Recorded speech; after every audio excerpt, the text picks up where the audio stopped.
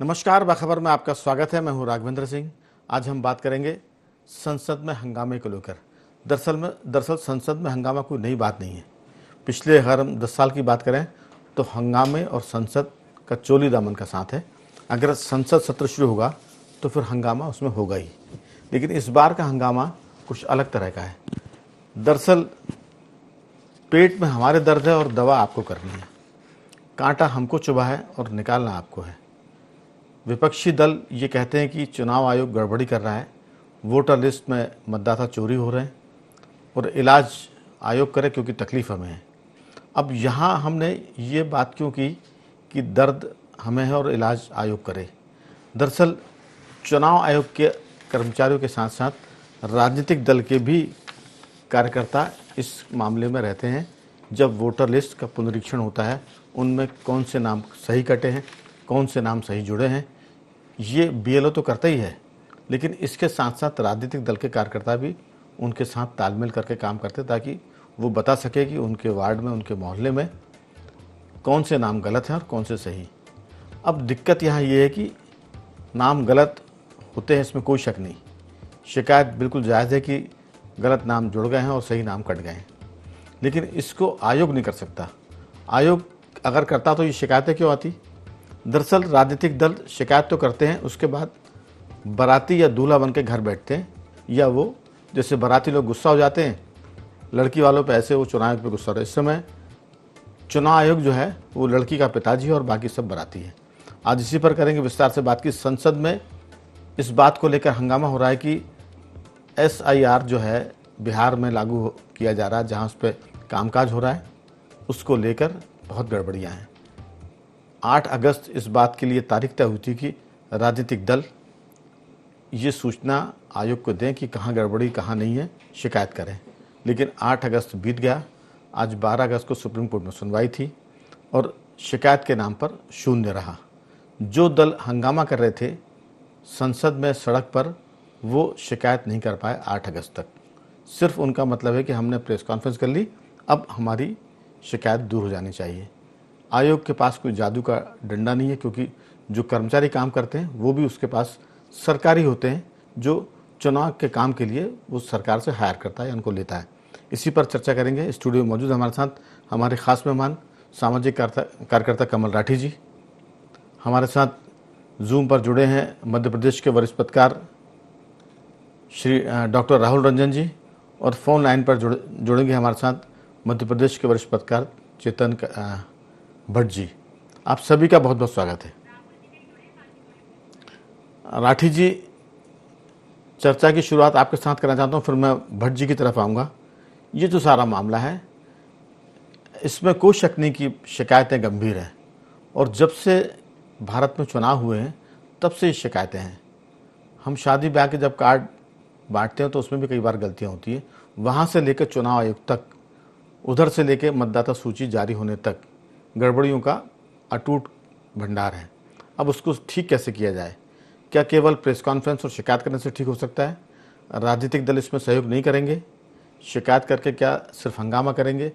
देश में ये परसेप्शन बनाने की कोशिश करेंगे कि आयोग गलत है और सरकार का एजेंट है? ये बातें तो वो सब करते हैं जो विपक्ष में होते हैं। अगर बीजेपी विपक्ष में होगी तो वो भी यही कहेगी जो कांग्रेस या आरजेडी बात कर रहे हैं। मैं अंतिम लाइन में इसमें जोड़ूंगा, मध्य प्रदेश में 10 वर्ष की दिग्विजय सिंह की सरकार थी, 93 से लेकर 2003 तक। तब भाजपा कहती थी कि मतदाता सूचियों में हेरफेर होता है, सैकड़ों कार्यकर्ताओं के, वोटरों के नाम कट जाते हैं। तब भाजपा के लोग एक एक पेज पर काम करते थे, उनका वार्ड का अध्यक्ष, उनके कार्यकर्ता, उनके पदाधिकारी, और फिर वो उसकी शिकायतें करते थे चुनाव से जाके कि यहाँ ये गड़बड़ी है, ये सूची हम दे रहे हैं आपको। तब जाकर गलतियाँ कम होती थी, ऐसा नहीं कि वो भी तब जीरो पर जाए। आपकी राय, ये जो सारा मामला है कांग्रेस का, राहुल गांधी का, ये सिर्फ हंगामा खड़ा किया जा रहा है या वाकई इसमें कुछ तंत्र है? देखिए, ऐसा है कि मैं एक आम मतदाता से थोड़ा सा ज़्यादा वोटर लिस्ट को शायद समझता हूँ, बहुत नहीं कहूँगा, लेकिन आम मतदाता से थोड़ा सा ज़्यादा, क्योंकि मैं एक BLA कह लें या जागरूक नागरिक के हैसियत से भी कह लें तो मैंने काफ़ी वोटर लिस्ट पे जागरूकता के काम भी किए हैं। व्यक्तिगत रूप से एक शौक़ है मुझे, तो किया है मैंने। तो जब मैं बात करता हूँ तो ये जो गड़बड़ी जो राहुल गांधी जी ने बताई है, तो मुझे लगता है इस ढंग की गड़बड़ी कोई आज नहीं है, ये पिछले जब से चुनाव आयोग बना, चुनाव हो रहे होंगे, पिछले 50 साल से ये सारी गड़बड़ियां निरंतर चल रही हैं। ठीक है, आज उनने उसको एक व्यापक स्वरूप से उठा के कुछ बात रखने की कोशिश करी, लेकिन ये गड़बड़ियां हमेशा ही उठी हैं, हमेशा ही आती हैं और हमेशा ही चर्चा का विषय बनती हैं। और खासकर वोट वाले दिन कई आते हैं जो अपने एपिक कार्ड लेके आते हैं और बोलते हैं यार हमारा नाम कट गया। तो अब इसमें जो आपने कहा जिम्मेदारी, तो जिम्मेदारी इसमें सर्वप्रथम चुनाव आयोग के साथ में सारे राजनीतिक दल, और तीसरा मैं उस मतदाता को जिम्मेदार मानता हूं, क्योंकि वोटर लिस्ट के फाइनल होने के पहले एक प्रकाशन होता है। उस प्रकाशन में बूथ पे आदमी बैठता है और वो मतदाता की जवाबदारी है कि वो अपना नाम चेक कर ले कि वो है, कट गया, जो भी उसकी है, और वो अपनी आपत्ति वहां पर दर्ज करा सकता है। और जब वो दर्ज कराता है तो उसके बाद बीएलओ उसकी पुष्टि करेगा, कोर्ट तक, नायब तहसीलदार कोर्ट तक मामला जाता है, वहां से सुलझता है और उसके बाद उसका नाम अगर है तो जुड़ता है। तो ये पूरा एक प्रोसेस बना हुआ है। लेकिन जब हम देखते हैं तो उस मतदाता की कोई चिंता नहीं होती, वो सारा का सारा दामोदर चुनाव आयोग पे थाम देता है कि साहब चुनाव आयोग ने नहीं किया, चुनाव आयोग ने हमारा नाम काट दिया। लेकिन मतदाता अपनी जिम्मेदारी से बिल्कुल नहीं निभाना चाहता। इसका मैं प्रत्यक्ष आपको एग्जाम्पल देना चाहूँगा कि अरेरा कॉलोनी जैसे लिटरेट कह ले एक सम्रांत कॉलोनी प्रदेश की जो है, वहाँ जब बीएलओ आता है तो सबसे पहले तो सर्वप्रथम आदमी में जैसे ही घंटी बजाता है तो घर का कुत्ता निकल के आता है, कुत्ते के बाद नौकर निकल के आता है, फिर उसके बाद मालिक आता है तो मालिक बोलता है बोलिए क्या बोल रहे हैं, तो बीएलओ बोलता है साहब इसमें आपकी फ़ोटो बदलनी है या स्पेलिंग मिस्टेक है, आप ये लिस्ट लाए हो। तो आदमी को ऐसे भगाता है जैसे कोई समझे कि बीएलओ क्यों आया। तो ये सब चीज़ों को मतलब उस मतदाता को मैं सबसे ज़्यादा जवाबदार मानता हूं जो इस मामले में सही सहयोग नहीं करता, खुद का जागरूकता का परिचय नहीं देता और वोटिंग वाले दिन आके कांग्रेस, बीजेपी या जो भी बूथ होता है वहां आके बोलता है देखिए हमारा नाम कट गया, और उसको फिर मीडिया भी हाईलाइट करती है कि वहां 5 लोग ऐसे पाए गए जिनके पास वोटर कार्ड थे जिनके नाम कटे हुए हैं। ठीक है, तो ये सब चीजें हैं। और इसके बाद बीएलए भी गड़बड़ करता है, और बीएलओ भी सॉरी, और बीएलए जो आपने बात करी, तो पार्टियां भले ही पन्ना प्रमुख बना दें या कुछ बना दें, लेकिन आज दिनांक तक सही बीएलए की नियुक्ति नहीं हो पाई। राजनीतिक दल अपने बीएलए को ट्रेनिंग नहीं दे पाए। बीएलए राजनीतिक दल का बनेगा, उसकी ट्रेनिंग नहीं कर पाए, बीएलए को समझता ही नहीं कि वोटर लिस्ट कैसे देखना है। और एक और जो अंतिम बात मैं कहना चाहूंगा कि चुनाव आयोग को भी इसमें एक कोऑपरेट करना चाहिए कि आज डिजिटल युग में वो भी ऐसी वोटर लिस्ट करता है प्रकाशित जिसको ढूंढना, अगर प्रिंटेड वोटर लिस्ट में अपना नाम ढूंढना बड़ा कठिन काम है।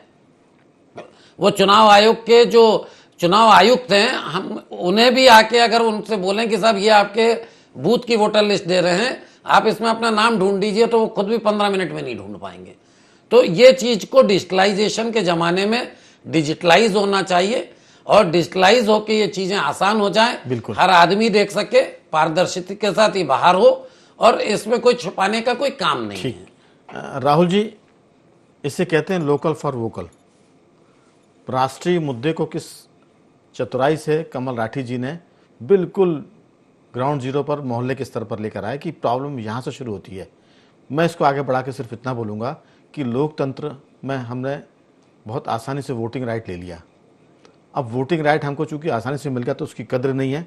हम सिर्फ मतदान के दिन बाराती बन के पहुँच जाते हैं वोट डालने, और जब वोट में हमारा नाम नहीं होता इस लिस्ट में तो फिर हम सबको गालियाँ देते हैं, अधिकारियों को, राजनीतिक दलों को, लेकिन सोते रहते हैं। उसके पहले जैसा कि कोई अधिकारी कर्मचारी आता है तो ठीक से व्यवहार भी नहीं करते, मिसबिहेव करते हैं।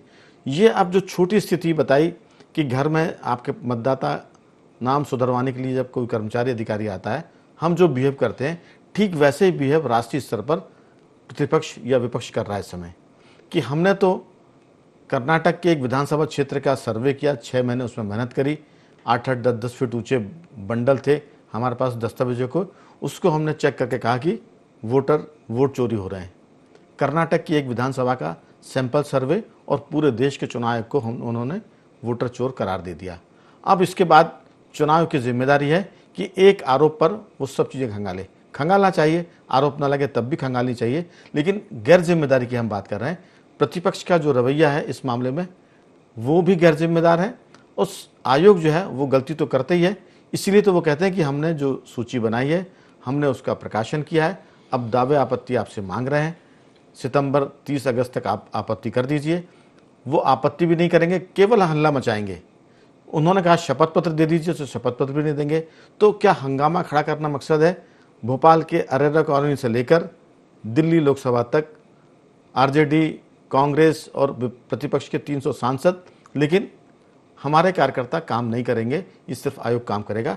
ये इस पूरी चर्चा के केंद्र में इसका लब्बो-लुआब है। आपकी राय, ये जो हंगामा हो रहा है वो कितना जायज़ है? क्योंकि आज तो सुप्रीम कोर्ट में सुनवाई हुई है, उसमें कहा कि आधार कार्ड नागरिकता का प्रमाण पत्र नहीं माना जा सकता, और दावा ये हो रहा है कि इसको माना जाना चाहिए, राशन कार्ड को भी माना जाना चाहिए। अब ये कैसे संभव है बताइए? सरकारें चुनी जाएंगी इस मुद्दे पर, आपकी राय? राघवेंद्र जी, क्या है कि मसला बहुत बड़ा है। ये राजनीतिक मसला नहीं है, या ही न कांग्रेस का है न राहुल गांधी का है। ये मसला पूरे देश का है, पूरे देश के उन मतदाताओं का है जिनको हर 5 वर्ष में एक सरकार चुनना होती है।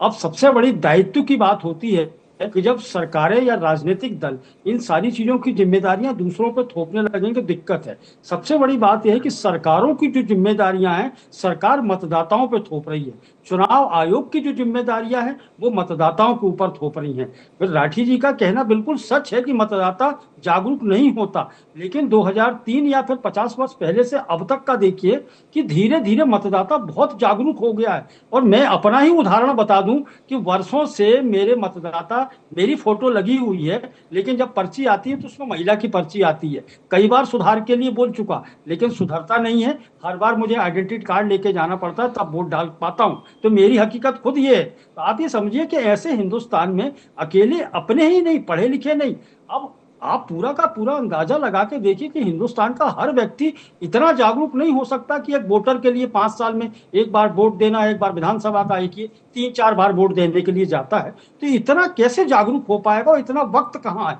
उसके पास? अब जिम्मेदारियां तो बीएलओ को दी गई हैं, निर्वाचन आयोग को दी गई हैं, तो ये जाकर के घर घर जस्टिफाई करते हैं और क्लियर की जाती है। उनकी ड्यूटी है, उनको प्रशिक्षण दिया जाता है, निर्वाचन आयोग की जिम्मेदारियां बनती हैं। देखिए कैसे पता लगेगा? कोई 18 साल का हो गया, नया युवक है, नया पहली बार वोट डालने आया है। अब हर व्यक्ति तो वेबसाइट नहीं देख रहा, हर व्यक्ति तो फॉर्म नहीं पढ़ रहा, हर युवा तो हर चीज को नहीं देख रहा। तो अब उसके पास तो जाना पड़ेगा उसका नाम जोड़ने के लिए, उसको प्रक्रिया बताना पड़ेगी। तो ये इन चीजों से मुख मोड़ देना दिक्कत पैदा करती है। तो अब ये कह दिया जाए, अब देखिए 2003 में हमारे यहाँ सूची बनी थी, कितने वर्ष हो गए, अभी तक उसका पुनरीक्षण कहाँ हो पाता है? हर बार निकलते हैं कुछ मतदाता, नाम कट जाते हैं, मोहल्ले के मोहल्ले कट जाते हैं, गली के नाम कट जाते हैं। आखिरकार इसका वेरिफिकेशन करेगा कौन? तो ये तो निर्वाचन आयोग की जिम्मेदारी है। निर्वाचन आयोग और कोई काम तो नहीं करता इस देश में, एक ही काम तो करता है, चुनाव करवाने का और राहुल जी, पुनर्निर्माण का। राहुल जी, दरअसल हम सिर्फ बराती की भूमिका में आ गए। राठी जी बता रहे हैं कि चुनाव आयोग के कर्मचारी जाते हैं, लेकिन पहले कुत्ता निकलता है, फिर नौकर निकलता है, फिर मालिक निकलता है और वो कहता है कि आप कैसे आए, क्या हुआ। जो प्रोसेस है, हमें वोट हमारा कट रहा है, नुकसान पॉलिटिकल पार्टीज को हो रहा है। तो जब आपका नुकसान हो रहा है, आपकी पार्टी का नुकसान हो रहा है, तो वो राजनीतिक दलों को सक्रिय होना पड़ेगा। इसमें जो हमने चर्चा की शुरुआत में कहा, केवल चुनाव के अधिकारी कर्मचारी नहीं होते, इसमें राजनीतिक दल के भी लोग होते हैं। 1.25 लाख 1,12,000 कार्यकर्ता इनके साथ काम कर रहे हैं बिहार में, जहां 65 लाख लोगों के गायब होने की बात हो रही है। तो वो जो राजनीतिक लोग नुकसान उठा रहे हैं, भाई सरकार किसकी बनेगी अगर सही होगा काम? कांग्रेस की बनेगी, बीजेपी की बनेगी, आरजेडी की बनेगी। तो रसमलाई तो आप खाएंगे ना, सक्रिय आप नहीं होंगे। सक्रिय चुनाव आयोग हो और वोटर हो, हम केवल प्रेस कॉन्फ्रेंस करेंगे और आरोप लगा के घर बैठेंगे, फिर देश में तमाशा होने देंगे। मेरा फोकस इस बात पर है कि लोकतंत्र के 75 साल हो चुके हैं। ऐसे में क्या ये जो रवैया है जिम्मेदारी का, वो जिम्मेदारी भरा है या गैर जिम्मेदारी का है? आयोग तो अपने हिसाब से काम कर रहा है। हम अपने मोहल्ले में अगर कचरा साफ करने वाला नहीं आता है तो आदमी अपने घर का कचरा साफ नहीं करा पाता, तो फिर तो ये वोट का मामला है। आपको चिंता करनी पड़ेगी। जो दल प्रेस कॉन्फ्रेंस कर रहे हैं उनको भी चिंता करनी पड़ेगी। केवल रैली निकालने से, डेमोन्स्ट्रेशन करने से काम नहीं चलेगा, क्योंकि सत्ता पाने और खोने का मसला है। इसके प्रति आपको जिम्मेदार बनना पड़ेगा, ना कि प्रोपोगंडा करना पड़ेगा। मैं लौटूंगा आपके पास। हमारे साथ वरिष्ठ पत्रकार श्री चैतन्य भट्टी जी हैं। चैतन्य भट्टी जी, ये जो सारी शिकायतें हैं कोई नई बात नहीं है। ये जो बम फोड़ा गया है ये भी कोई नया नहीं है। शिकायतें पुरानी हैं, तरीके पुराने हैं। उसके बचने का एक ही उपाय है कि मतदाता और राजनीतिक दल जागरूक हों, सक्रिय हो और जो बीएलओ डीएलओ होता उनकी छाती पर चढ़कर सुधार कराएं। जितना भी मैक्सिमम सुधार हो सकता है यही एक इसका रास्ता, बाकी कोई रास्ता नहीं, क्योंकि तंत्र में जड़ता है। आपकी राय? नहीं, देखिए राघवेंद्र जी, इसमें कोई संदेह की बात नहीं है कि 96 करोड़ के लगभग मतदाता हैं भारत में। इतनी बड़ी सूची बनाना और उसमें गड़बड़ी ना हो ऐसा तो संभव है नहीं।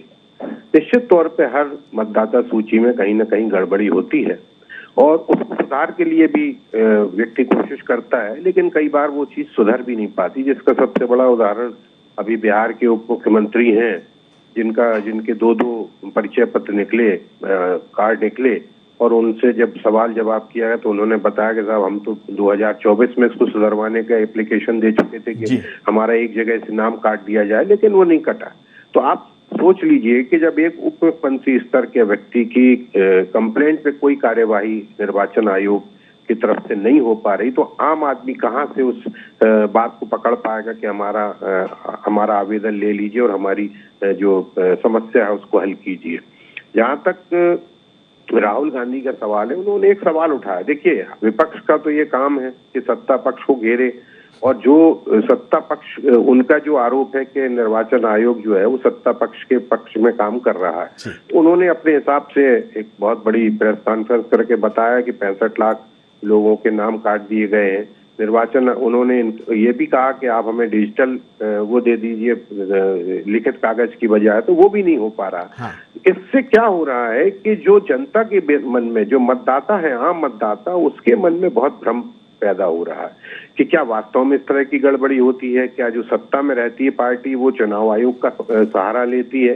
तो एक बहुत निष्पक्ष, एक लोकतंत्र के लिए बहुत खतरनाक बात है कि अगर जनता का विश्वास अगर लोकतंत्र चुनाव आयोग से या चुनाव प्रक्रिया से हट जाएगा तो ये लोकतंत्र के लिए घातक होगा। तो बेहतर ये होगा कि दोनों ही पक्ष इस मामले को निपटाने का प्रयास करें। जैसे चुनाव आयोग ने 30 सदस्यीय समिति को बुलाने की बात कही थी, तो 30 लोग जाना चाहिए, इसमें कोई संदेह की बात नहीं कि 300 लोगों से तो बात हो नहीं सकती। 30 लोग जो बड़े बड़े नेता हैं हर पार्टी के, वो अगर जाते और अपनी शिकायत वहां रखते चुनाव आयोग के सामने और चुनाव आयोग उसमें क्या जवाब देता, वो ज्यादा बेहतर होता। आप 300 लोगों को लेकर अगर मार्च कर रहे हैं और कह रहे हैं कि हम 300 लोगों से बात करेंगे चुनाव आयोग, तो ये संभव नहीं है।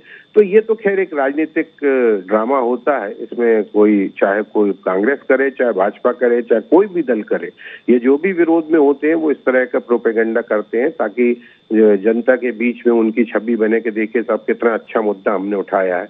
लेकिन कुल मिला के ये स्थितियां बहुत खतरनाक है और इसका निश्चित तौर पे तत्काल में निराकरण होना चाहिए। निर्वाचन आयोग को खुद आगे आके कहना चाहिए कि आप बताइए क्या क्या शिकायतें, हम उसको दूर कर सकते हैं। जैसे आज ही योगेंद्र यादव ने बताया कि 2 लोगों को लेके पहुंचे वो के जिनको वोटर लिस्ट में मृत बता दिया है, उन्होंने कहा साहब मैं तो जिंदा हूं, बताइए आपने हमें मृत बता दिया। तो ये बात भी सही है जैसा कि कमल राठी जी ने कहा कि लोग आते हैं, बीएलओ आते हैं, इसमें कोई संदेह की बात नहीं है, घर घर जाते हैं, खटखटाते हैं। दोपहर में, मई में, जून में मैंने देखा चिलचिलाती गर्मी में जब लोग अपने घर में एसी में आराम करते हैं तब वो बीएलओ आते हैं, आपका दरवाजा खटखटाते हैं, उनको पानी तक नहीं देता मतदाता। ये स्थिति, लेकिन उनकी संख्या कुछ हो सकती है, ऐसा नहीं कि हर मतदाता या हर घर में उनके साथ इस तरह का व्यवहार होता हो। लेकिन ये बात सही है कि बीएलओ जाते हैं, सूची बनाते हैं और जब वो सूची प्रकाशित होती है तो उसमें ये देखना भी मतदाता की जिम्मेदारी हो जाती है कि वास्तव में उसका नाम आया कि नहीं आया, उसका कार्ड बन के आया कि नहीं आया। दूसरी बात, जो सुप्रीम कोर्ट ने एक बात कही है कि आधार कार्ड इसका प्रमाण नहीं है।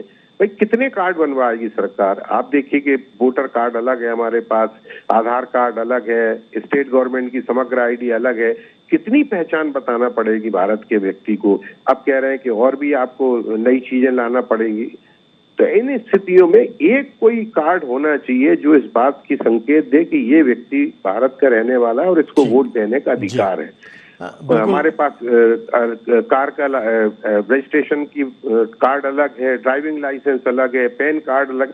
मतलब अगर आप पर्स में रखना चाहें तो 15 कार्ड आपके पास होने चाहिए। फिर वो क्रेडिट कार्ड आजकल चले हैं बैंकों के। तो ये स्थितियां ठीक नहीं है लेकिन लोकतंत्र के लिए, और इसके लिए निश्चित तौर पर निर्वाचन आयोग को खुद स्वतः आगे आके इसका निराकरण करना चाहिए, ऐसा मेरा मानना है। दरअसल भट्ट साहब, बात यह है कि जो चर्चा की शुरुआत में कहा कि ये कोई नई बात नहीं है, ये कोई बम नहीं है जो फोड़ा गया हो। हमारा कहना है कि मकसद क्या है। दरअसल मकसद सिर्फ हंगामा करना है। अगर आप इसमें सरकार को, आयोग को सहयोग नहीं करेंगे तो फिर आयोग जो काम कर रहा है वो कर ही रहा ना अपने हिसाब से। वो तो कहता है कि हमने सारी चीज़ें पूरी कराई, फिर हम सूची प्रकाशित करते, फिर दावे आपत्ति भी बुलवाते हैं, और उसके बाद जब कोई नहीं आता तो सूची को हम जारी कर देते हैं। ये तो आयोग ने अपना सिस्टम बताया। अब पार्टियों को ऐतराज़ है तो उनको सक्रिय होना पड़ेगा ना, क्योंकि सत्ता उनके हाथ से जा रही है, वोट उनके चोरी हो रहे हैं। हम केवल ये जुमला उछाल दें कि वोट चोरी हो रहे हैं, उसके बाद हम घर बैठ जाएं। तो आयोग तो कह रहा है कि हम जो काम कर रहे हैं वो तो हम कर ही रहे हैं। जो गड़बड़ी होती है उसके लिए हम सूची जारी करते हैं, सुधार करते हैं, दावे आपत्ति बुलाते हैं। हमारी बातचीत का फोकस सिर्फ ये है कि वोटिंग राइट आसानी से मिल गया है हमको, इसलिए हम उसकी कदर नहीं कर रहे हैं। पार्टियां प्रोपेगेंडा करके, सिर्फ फर्जीवाड़ा की बात करके अपनी नंबर बढ़ाना चाहती जनता के बीच में, और मामला वहीं के वहीं है जहां वो समस्या है। राठी जी, सवाल यही है कि क्या आयोग इस समस्या का निदान कर सकता? अगर वो कर सकता होता तो कर चुका होता। आपको ही इसमें आगे बढ़ना पड़ेगा, यानी आपसे मतलब राजनीतिक दलों को, और वो इस पर काम करें। ऐसा नहीं कि चुनाव के 1 महीने पहले सक्रिय हो गए और फिर पूरे 4 साल 10 महीने 11 महीने सो रहे हैं। नहीं, बिल्कुल जो आपने कहा। और एक और ऐसी बड़ी भारी गड़बड़ी है जो अभी किसी दल ने सार्वजनिक रूप से नहीं करी है। दूसरी दौर की चर्चा में बहुत संक्षेप में, अब समय कम बचा। नहीं, मैं इसलिए बता रहा हूं कि स्टेट इलेक्शन कमीशन अलग होता है, तो नगर निगम पंचायत के चुनाव की वोटर लिस्ट अलग होती है, और विधायक और सांसद के चुनाव की वोटर लिस्ट अलग होती है। इन दोनों को भी मिलाएंगे तो डिफरेंस मिल जाएंगे आपको। तो मेरा ये कहना है कि इसमें चुनाव आयोग के साथ मतदाता और राजनीतिक दल को बहुत ज्यादा सक्रिय रूप से अगर काम करेंगे, और जैसा कि अभी एक भाई साहब ने कहा, भट्ट साहब ने, तो मुझे ये लगता है कि जितने जो समग्र आईडी, आधार और इतने मल्टीपल आईडीज को खत्म करके सरकार को एक आईडी लाना चाहिए। वही आईडी से सारे कुछ काम होना चाहिए, तो आदमी गंभीर होगा बनवाने के लिए। राठी जी, आज वो वक्त नहीं है कि एक आईडी आ जाए। नहीं, आज तो बिहार के चुनाव में 65 लाख वोटर सही कटे या सही जुड़े, इसका वक्त है। इस जो आप बात कर रहे हैं, वो वाला तो मैं माननीय सर्वोच्च न्यायालय और चुनाव आयोग उस विषय को देख ही रहा है, लेकिन ओवरऑल पूरे हिंदुस्तान में, क्योंकि एसआईआर आना है और चुनाव आयोग ने कहा है कि एसआईआर पूरे हिंदुस्तान में लागू होगी, तो मुझे लगता है सरकार को विधानसभा में एक बिल पास करना चाहिए। अभी से उस पर काम करने की जरूरत है, और लोकसभा में बिल पास करके पूरे हिंदुस्तान के लिए एक सिंगल आईडी। क्योंकि हम देख रहे हैं कि आधार, जब से बड़ा आश्चर्य का विषय है कि बड़े बड़े वकील सुप्रीम कोर्ट में आधार को नागरिकता का प्रमाण पत्र बता रहे हैं, जबकि आधार के कानून में ही लिखा है कि आधार नागरिकता का प्रमाण पत्र नहीं है। ये हम शुरू से कहते आ रहे हैं, लेकिन बड़े बड़े वकील वहां कैसे बात रख रहे हैं, मुझे थोड़ा आश्चर्य है। राठी जी, दिक्कत यही है कि हम सब जानने के बाद भी सिर्फ हम प्रोपेगेंडा कर रहे हैं, हम सिर्फ हंगामा खड़ा कर रहे हैं। सबको पता है कि ये कोई बहुत बड़ी बात नहीं है, लेकिन हम ये कहकर सेंसिटिव चीज़ को बनाना चाहते हैं कि वोट चोरी हो रहे हैं। ये वोट, आपने कहा कि 50, 60, 70 साल से हो रहे हैं जब से चुनाव है।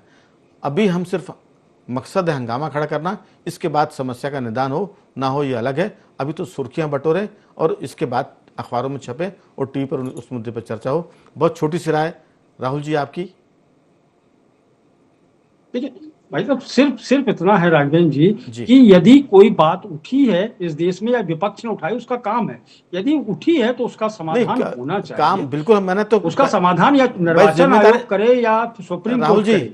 जिम्मेदारी से उठाने की बात है, गैर जिम्मेदारी से नहीं। देखिए, उनकी जिम्मेदारी विपक्ष में होने के नाते यह है कि उन्होंने एक मुद्दा उठा दिया। अब उसका स्पष्टीकरण जिम्मेदारी है सत्ता पक्ष का और उसकी जिम्मेदारी है निर्वाचन आयोग का। बिल्कुल, बस मैं आपको ही रोक रहा हूं, मैं बता दूं आपको, विपक्ष ने उठा दिया। राहुल जी, मामला कर्नाटक का उठाया था। कर्नाटक में सरकार कांग्रेस की है। बिहार कांग्रेस के मंत्री ने कहा कि ये तो हमारी जिम्मेदारी, वहां के वरिष्ठ मंत्री रमन्ना साहब, और उस मंत्री को हटा दिया गया। राहुल गांधी की तरफ से मैसेज गया, उनको हटाया नहीं जाए, बर्खास्त किया जाए। अब जब लेबल ये है आपका, तो फिर क्या आप करेंगे और क्या आपसे निदान होगा? ये मेरा कहने का मतलब है। समस्या है और नई नहीं है, बहुत पुरानी है। समय खत्म हो रहा है। भट्ट साहब, आपकी बहुत छोटी टिप्पणी। मैंने तो ये आप सीधा सीधा कहा कि निर्वाचन आयोग में इस तरह की गड़बड़ियां होती हैं, कोई नई बात नहीं है, 25 साल से चलती आ रही है और उसके सुधार भी होते हैं। लेकिन एकदम से विपक्ष पे एकदम लगातार इस तरह के आप जो आरोप लगा रहे हैं कि प्रोपेगेंडा कर रहे हैं और नाटक कर रहे हैं, ये ठीक नहीं है। देखिए काम है उठाना, मेरा कहना यह है भट्ट साहब, मेरा कहना यह है, आपको जो उचित लगा वो आप कह रहे हैं। मैं प्रोपेगेंडा इसलिए कह रहा हूं कि सरकार आयोग को वो सहयोग नहीं कर रहे हैं। जब आप सहयोग नहीं कर रहे हैं तो जो थर्ड एम्पायर है मीडिया, वो बोलेगा ना कि भाई आपने आरोप लगाया और आप हंगामा कर रहे हैं।